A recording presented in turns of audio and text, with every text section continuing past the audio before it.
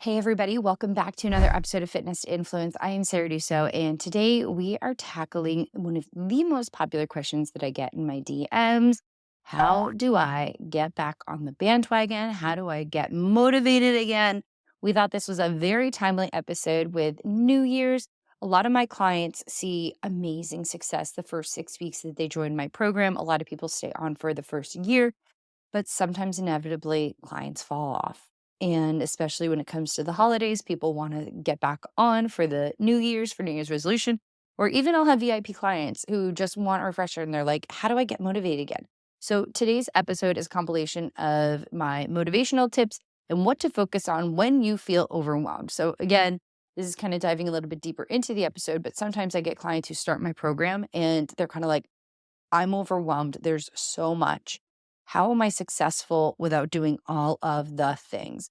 So, this episode is breaking down kind of what is most important when you're low on motivation. You can focus on the most impactful, efficient tools and strategies to look and feel your best in 2025. Right. So one of the number one phone calls that I have with my VIP clients is getting them back on track. Maybe they felt a little bit overwhelmed or they saw great progress and then they've kind of stalled, like how to get excited again about the program. And I know a lot of you guys, this resonates because we've all lost weight in the past, right? We were super excited, we were motivated, we lost weight, and then all of a sudden it stalled or we gained it back. And then we try to get back into that routine that once worked and it just doesn't work anymore, right? You're like, why am I just not as motivated? Why can't I do it again? And so these are tips and tricks that I recommend to my VIP clients, things that have worked for them, things that have worked for me, and things that you guys can do, not being a part of my VIP program, but just listening to my free podcast to see success and feel your best. The first thing, though, that I want everybody to do is number one, write down what your goal is and what you hope to achieve from hitting that goal. Is it to improve your self confidence? Is it to optimize how you look and feel? Is it to improve your health? Is it to live to be longer? Is it to have more energy to play with, your kids and eventually your grandkids? Sometimes I get clients who want to lose the last 5 to 10 pounds. I get a lot of these. Sometimes this isn't actually weight these clients need to lose. A lot of times it is a weak core. It's legit a diastasis recti. They think they have belly fat. It's actually just their organs. Sometimes I have clients that want to lose their, what do I call it? It's like their lifestyle pounds. So, I'll take myself for an example. When I was younger, wanted to be 130 pounds. Can I lose weight to get there? Yes. Do I have to be super restrictive and miserable to get there? Absolutely. At like 138, 140, these 8 pounds, these it's really like 6 to 8 pounds allow me to eat pizza with my family, allow me to work out 30 to 40 minutes at home and not kill myself. They allow me to have dessert when I want. I can have cocktails. I feel really good about how I look. And these are kind of like my lifestyle pounds. They allow me to enjoy life to the fullest without feeling restricted. And I also feel good about my body. So that's what's important. When I was younger, I had low self esteem. My self-worth was based on a number on the scale. But for whatever reason, after having babies, I think I just appreciated my body. I no longer was beating it up. I was no longer killing myself with these 60-minute boot camps trying to get down to this like unattainable, unachievable weight. And so I think everybody needs to find a balance and a healthy relationship with themselves, with their body, because losing 5 to 10 pounds is not going to land you that dream man. It is not going to solve your problems. In fact, you can probably get down to that weight, but maintaining it is going to be very difficult. If you have to severely restrict yourself to get down to a specific weight, it is going to be very difficult to maintain it.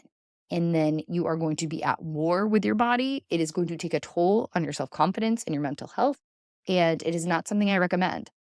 However, that being said, I do get pictures from clients and they're like, I want to lose weight and, height and weight wise. I'm like, you don't need to. But then they send me pictures and I'm like, okay, I get this. And a lot of times it's just that it's isolated to that belly fat. It's a lot of stress in there. Some of it has to do with a weak core, having had kids. We have hormonal issues.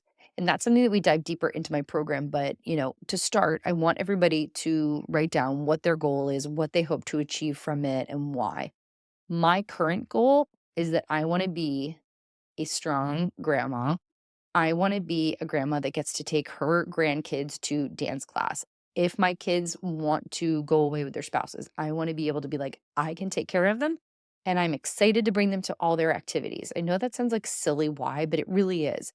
Sometimes I'll have clients ask me about weight loss, and I'm like, "I'm really not trying to lose weight. I feel pretty good where I'm at. I've got everything kinda, like, going on." So my goals have shifted, and as such, I'm not as focused on the weight loss aspect, at least personally. If your goal for 2025, though, is to lose weight, and that is what it is for a lot of my clients, I get it. That's what I do, that's what I specialize in. The first thing that we look at is if tracking macros is not something that you're interested in doing, because tracking macros does work, but many people get macro tracking fatigue. We are just going to focus on one macro, and that's going to be protein. So if you've ever tracked macros, take your protein target, divide it by 3, and that's how many grams of protein you should be eating in every single meal. If you don't know what your target macros are, most likely they're between 30 and 40 grams of protein per meal. So most of my clients are landing between 90 and 120 grams of protein. So that ends up being 30 to 40 grams of protein at every single meal. That is the number one tip and trick I'm giving all of you for the new year. Every single meal of yours should have 30 to 40 grams of protein. What does that look like? An egg has 7 grams of protein, so 2 eggs is only going to get you 14 grams of protein. What I would recommend to get you to 30, 40 is add in some chicken sausage, or you could add in some extra egg whites. We want to eat balanced meals throughout the day. We do not want one meal to be super like fatty and then the other ones are low fat. We kind of want everything to be pretty balanced. 30 to 40 grams of protein also look like, a scoop and a half of protein powder, 1.5 cups of Greek yogurt. One of those little single serving cups, not going to get you there. So get the big jars and then scoop out your own serving. 4 ounces of a lean protein like chicken or salmon. This is your palm is about 4 ounces. Your up to your knuckles is about 6 ounces. So you don't have to weigh it. Look at the size, eyeball it. You could weigh it if you want. In the Faster Way, the program that I coach, we just came out with AI macro tracking capabilities. So you can actually take a picture of your food and it will calculate the macros for you, which is super exciting and makes things a lot easier. But you can lose weight without tracking macros, yes, but it makes it a hell of a lot easier. And here's why. In the past, I always thought we had to eat less, eat less, eat less. That's not the secret. You actually do sometimes need to eat more. And tracking your protein, if anything, is not a restricted behavior. It encourages you to eat more. Very very rarely have I ever had a client that I'm like, you need to cut back on your protein intake. It just doesn't happen. Most of my clients, most women are not eating enough protein. And it's so important because it is how you are going to maintain and build your muscle.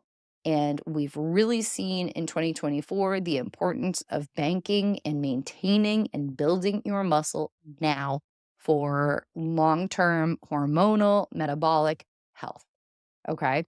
So, your number one goal is to eat enough protein. And that means it's 30 to 40 grams of protein at every single meal. Number two, if you are struggling to get motivated again, you need to have a clear cut workout exercise program. Now, what this looks like is what do you have the ability to do? What do you have the capability to do? So, I usually take these calls, my VIP calls, and I talk with the clients. Okay, when can we fit in these workouts? Are you a teacher? Do you commute into an office? Are you a work from home mom? Are you stay at home mom? And we find the best time of day that these clients can fit these workouts in. Sometimes we even pick which days to do them. So you guys need to do some work on your own because I can't, guess what all hundreds of you guys are doing. Pick out the days that you are able to fit in a workout. I sometimes can't work out Saturday mornings. We have so many sports. So I will do a workout on Sunday and Friday instead. So what I do is I follow the Faster Way workout program. I do HIIT workouts on Monday and Tuesday, and then I do strength workouts usually on Wednesday, Thursday, and Saturday. If we have Saturday sports, I push that to Sunday. And sometimes I'll even push my Thursday workout to Friday. I make a little bit of a shift. Pick which days you're going to work out. A body in motion stays in motion. So if you can exercise consistently for 10 days in a row, it's going to be a lot easier to be motivated for that next workout. Don't let yourself go more than 2 days without doing a workout. Your workouts do not have to be painful. Your workouts can be simple. Start your workout, start your strength training, and make a deal with yourself. If you don't feel like finishing, don't, but start it. Just start and see how you feel. Now, I also find my clients and myself are a lot more likely to finish our workout if we have planned when we're going to do the workout. We've laid out our clothes the night before. So as soon as you wake up, put on those workout clothes. At least if you're going to be a morning exerciser, put on those workout clothes first thing in the morning. I have my cup of coffee, I have my water. If I'm hungry, I'll have a little something to eat, like 15 grams of protein, and then I will do my workout. If you are someone that has to scroll to find your workout, this is gonna add more time. This is gonna make it less likely for you to be consistent. You might find yourself wasting time finding a workout, scrolling through, and then you're late, and then you don't get to finish one. Know what workout you're going to do. If you're in my program, The Faster Way, you know what workout you're gonna do. If you're not currently in my program or you've done it, pick a workout that is complementary to what you're doing. We want you to focus on a progressive overload, which is basically when you take a strength training program and you kind of progressively make it a little bit more challenging. And then each month, at least in The Faster Way, we change it ever so slightly from supersets to single sets to tempo to pods. We change it ever so slightly. But for a month, we focus on a very similar, familiar format, and we stick with that building muscle, similar reps, similar weights, and then the next month we will change it ever so slightly. You need to be consistent. Try doing 10 workouts in a row. And of course, I'm not asking you to not take rest days, but on those rest days, maybe you go for a long walk. Maybe you focus on something like yoga. I did yoga at 6 p.m. the other night. Just stay consistent, stay doing it. And another thing that helps me sometimes is getting a killer playlist.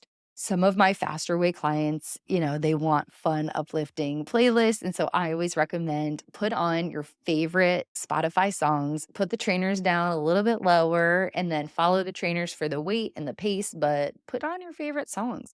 I did 20 minutes of my Peloton to my own music. I didn't even listen to an instructor. I just wanted to move my legs. And it was probably my favorite Peloton workout I've done in a really long time. I just put on all my favorite songs, and when it went a little bit faster, I went a little bit faster. So if you are also struggling and you want to see progress, so number one, we're just going to track protein. Number two, we're going to be consistent with our workouts. We are going to focus on that strength, but we also want to focus on our steps. Steps are so important. And a lot of times when I have clients who are plateauing, sometimes they are not tracking steps, they're not aware of it. Now, the importance of steps comes with your NEAT, which is your non-exercise activity thermogenesis. It's basically all the calories that your body burns throughout the day that aren't from eating, sleeping, and exercising. So back in the 90s or early 2000s, you probably heard people recommending that you park far away from the store, the grocery store, to like walk to the grocery store to get up your steps. Those sorts of tips are all about increasing your NEAT. I have added a walking treadmill to my routine. So if you don't have a walking treadmill, make sure that you get one of those. They're really helpful, especially if you work from home. You can take phone calls from it. I can browse the internet for when I do it. When I was creating some of my gift guides this year, I was using it for that. But steps are so important for a number of reasons. But if you can get outside, I definitely recommend that. But if you cannot, getting a walking pad is going to help you. I find that so many of my clients are eating right and they think they're exercising and they're just not seeing results. And sometimes the missing component is just that extra NEAT, that non exercise activity, calorie burning capabilities. All right, this next one is not going to be popular with a lot of you, but I'm going to say it. Alcohol.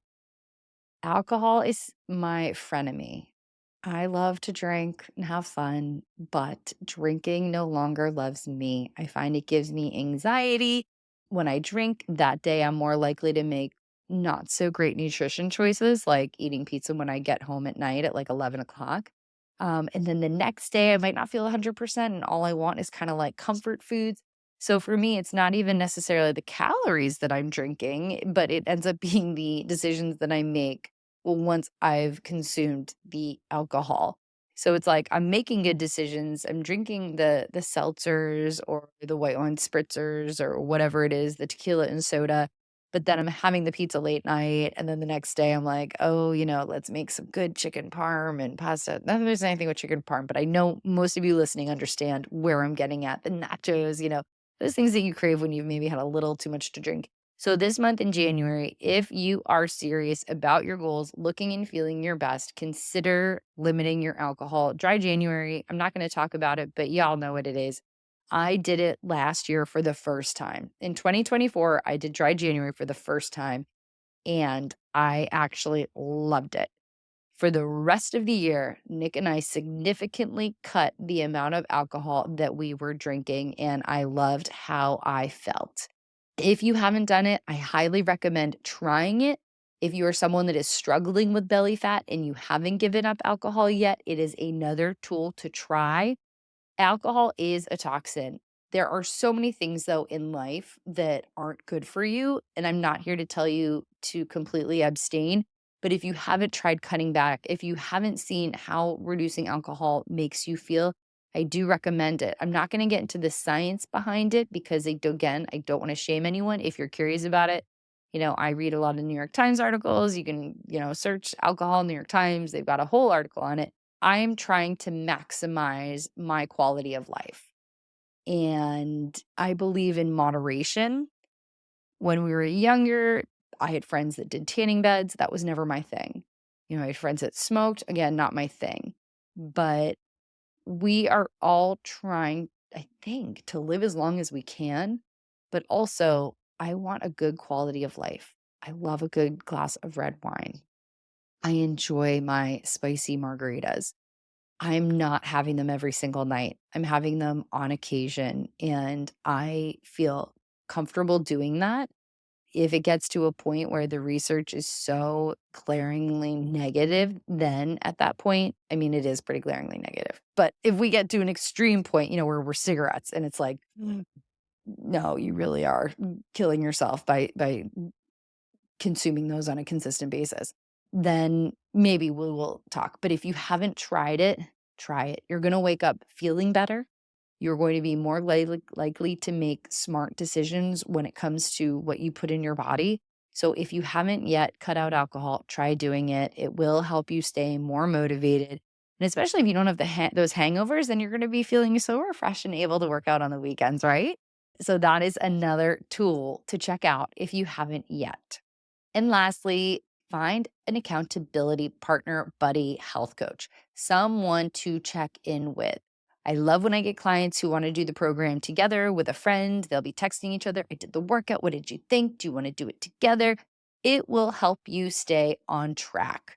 And also that way, if this is your buddy that you guys used to always go out and have drinks with, maybe now instead of like getting rid of that social aspect, you guys can do something different. You guys can go for walks together. You can go to like little Pilates classes together. Instead of going out for drinks at night, you could go for coffee or juices or smoothies, something else. But accountability helps so many of my clients. When you are one of my clients, if you're struggling, I get clients all the time just text me. What is a better option for this? I'm going on vacation. What should I do? And by the way, if you're going on vacation, enjoy it. A lot of times clients lose weight on vacation because of the lack of stress. And then they're like not stressed about what they eat and exercise, and it just works. So don't stress too much. But these are just a few of the tips and tricks that you can use to get back on track, to feel motivated again. If you are a former VIP client and you want to come back, I have a discount for you. So please shoot me a DM. I'll also put it in the show notes below. But if you want to jump on our VIP challenge for the new year, please let me know. And if you haven't done a program with me, if you haven't done one of my 6-week course yet, please check out the links below this episode on how to join me. We are starting January 6th and January 27th. So if you have not signed up or you don't know what you're doing and you're looking to optimize how you feel in 2025, please reach out. We are doing the 27th. I had to confirm if it was the 27th. Yes. January 6th and January 27th are when we are starting our rounds in January. So I hope you guys enjoyed this episode. If you guys have any suggestions for upcoming episodes, please let me know. I always try to draw on the questions that I get via my Instagram. So thank you guys so much for joining me, and have an amazing year. And I'll see you guys soon. I'll see you next week.